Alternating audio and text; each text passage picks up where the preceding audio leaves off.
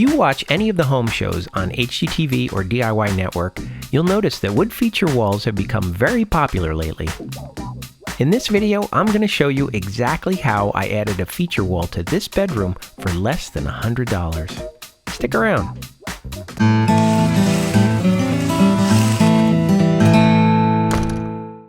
Now, I'm a very thrifty person, so the first thing I did was start investigating the prices of various options for a feature wall. First, I thought about a mural. Yeah, I know, they're fake. But I'd seen them on Amazon for around $100, and it looked like a viable option. At least, it set the price target in my mind. Next, I thought about using common pine boards. They would cost around $230, but I'd need to chamfer the edges and stain them myself. And that'd be a lot of work. I thought about using pallets too. I could probably get the pallets for free, but I'd need a lot of them, and it would be a lot of work to harvest them into usable boards. Plus, pallets are rough sawn, and the wall would be hard to clean. Then I found this weathered barnwood on the side of the road. Nah, just kidding. This is actually laminate flooring that looks like weathered barnwood. It seems nobody's buying laminate flooring anymore, so I got it on clearance at a really good price at my local Home Depot. It cost me less than $90 to do the whole wall.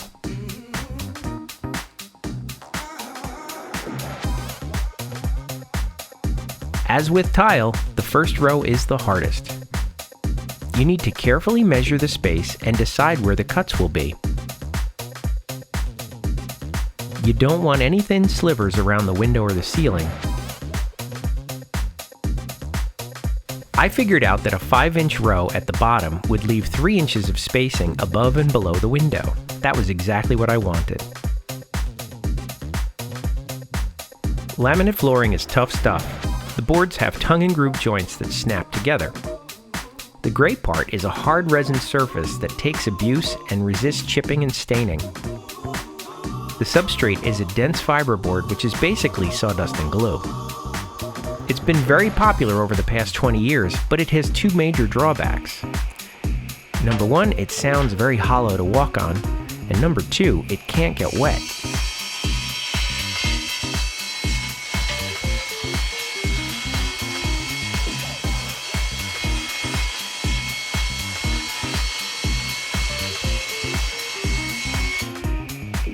Now, those drawbacks didn't bother me, so it was a perfect, inexpensive choice for my wood feature wall.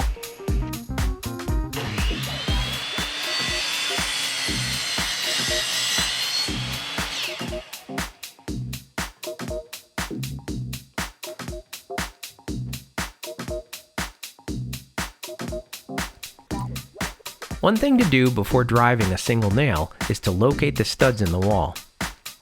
I used an electronic stud finder to find the studs, and a 4-foot level to mark lines from the floor to the ceiling. Now, I openly admit that I really suck at nailing, so I'm using a pneumatic brad nailer with 1¼ brads to attach the boards.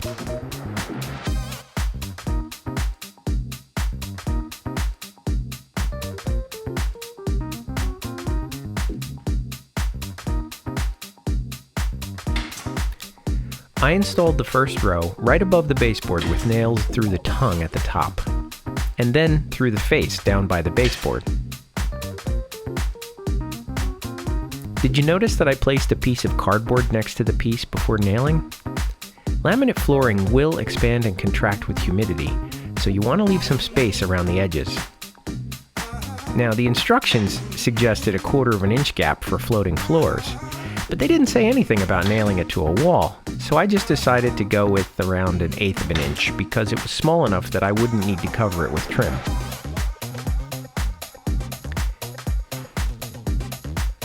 If I really wanted a more custom look, I could have removed the baseboard and crown molding and then reinstalled them over the wood walls afterwards.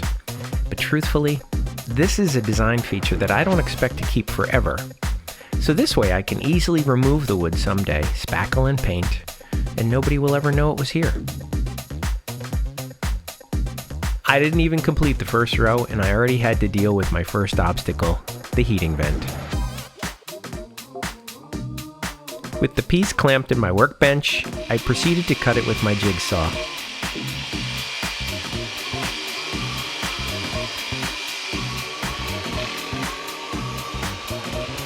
You see the smoke as I turned the corner? I said this stuff was tough.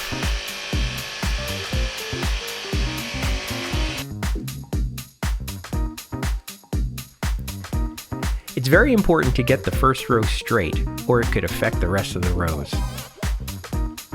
So I used the level to ensure the boards were the same height before nailing.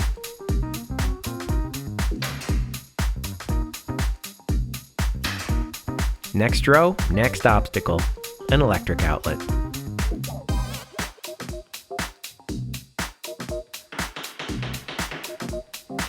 I found that a block of wood was the most important tool to get the planks snapped together, but I still had a heck of a time.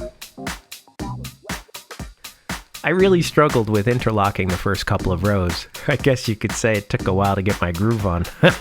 Ba-dum-bum. I found that I needed to tilt the adjacent planks on the row, so hold off nailing until the whole row is snapped in place.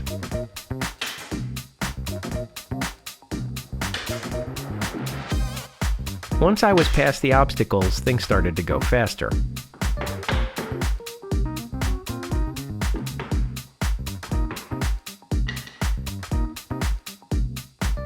I cut the planks around the window just like the vent in the outlet.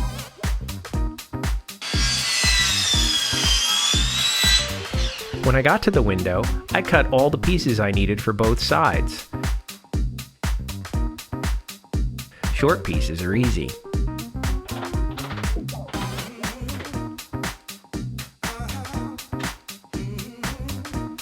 And by now, I'd gotten pretty good at installing them, so the rest went very quickly too.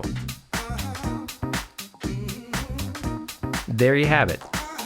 If you want to do a wood feature wall like this, keep your eyes open for material that creates the look that you want for the lowest cost. If you like this video, please give it a thumbs up and share. Thanks so much. Visit my website, HandyDadTV, for more great ideas and information. Be sure to subscribe to be the first to know when new videos are posted.